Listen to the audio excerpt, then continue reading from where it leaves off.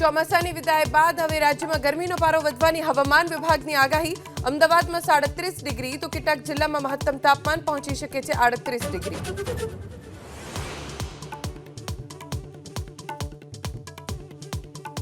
60,000થી વધુ સરકારી કર્મચારીઓને સરકારે આપી નવરાત્રી અને દિવાળીની ભેટ। એપ્રિલ 2005 પહેલા નોકરીએ લાગેલા તમામ સરકારી કર્મીઓને મળશે જૂની પેન્શન યોજનાનો લાભ। નરેન્દ્ર મોદીના નેતૃત્વમાં ગુજરાતના વણથંભી વિકાસના આજે 23 વર્ષ પૂર્ણ।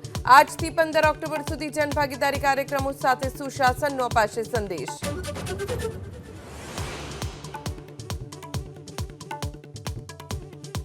મહેસાણાની દૂધસાગર ડેરીના ચેરમેન અને વાઇસ ચેરમેનની આજે ચૂંટણી। પ્રથમ 2.5 વર્ષ માટે અશોક ચૌધરીને રિપીટ કરાશે કે નવાને મળશે તક, તેના પર નજર।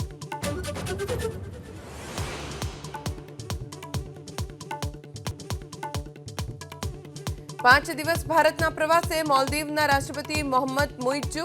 આજે સવારે 11 વાગે પીએમ મોદી સાથે મુઇઝ્ઝુની મુલાકાત।